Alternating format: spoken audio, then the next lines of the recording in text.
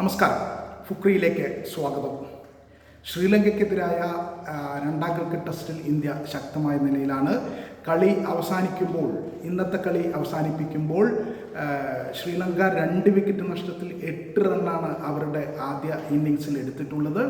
India തങ്ങളുടെ ഒന്നാമത്തെ first innings 503 റണ്ണെടുത്ത് അവസാനിപ്പിച്ചു. 9 വിക്കറ്റാണ് ഇന്ത്യക്ക് നഷ്ടപ്പെട്ടത്. 9 വിക്കറ്റ് നഷ്ടപ്പെട്ട് 503 റണ്ണിൽ നിൽക്കെ ഇന്ത്യ ഡിക്ലെയർ ചെയ്യുകയായിരുന്നു. തുടർന്ന് ബാറ്റ് ചെയ്ത ശ്രീലങ്കയെ സംബന്ധിച്ചിടത്തോളം അവരുടെ 2 വിക്കറ്റ് വീണു. അതിൽ പ്രധാനപ്പെട്ട വിക്കറ്റ് ഓപ്പണർ ലാഹിരു ഉദാരയുടേതാണ്. അയാൾ 1 റണ്ണ് മാത്രം എടുത്താണ് പ്രസിദ്ധ് കൃഷ്ണയുടെ പന്തിൽ പുറത്തായത്. പിന്നീട് നൈറ്റ് വാച്ച്മാനായിട്ട് വന്ന ലെഗ് സ്പിന്നർ പ്രഭാത് ജയസൂര്യ 2 റണ്ണെടുത്ത് മാനവ് സുധാറിൻ്റെ പന്തിൽ പുറത്തായി. LBW ആയിരുന്നു. എന്തായാലും 2 വിക്കറ്റ് നഷ്ടപ്പെട്ട ശ്രീലങ്കയ്ക്ക് ഒരു വലിയ റൺ മല തന്നെ കയറി എത്തേണ്ടതുണ്ട്.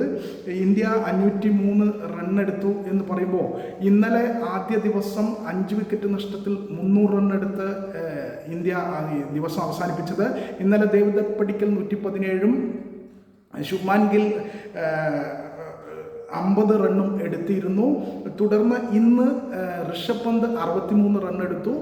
അതേസമയം മറ്റൊരു വിക്കറ്റ് കീപ്പറായ ധ്രുവ് ജുറേൽ 115 റണ്ണെടുത്ത് പുറത്താകാതെ നിന്നു. ധ്രുവ് ജുറേലിൻ്റെ ടെസ്റ്റ് കരിയറിലെ 2ാമത്തെ സെഞ്ചുറിയാണ്. 9ാമത്തെ ടെസ്റ്റിൽ 2ാമത്തെ സെഞ്ചുറിയാണ് ധ്രുവ് ജുറേലിനെ സംബന്ധിച്ചിടത്തോളം.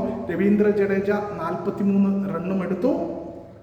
എന്തായാലും ഇന്ത്യ അതിഗംഭീരമായി കളിക്കുകയും 500 റൺ എന്ന കൂറ്റൻ സ്കോർ 503-9 എന്ന റണ്ണിൽ ഡിക്ലെയർ ചെയ്യുകയുമാണ് ഉണ്ടായത്.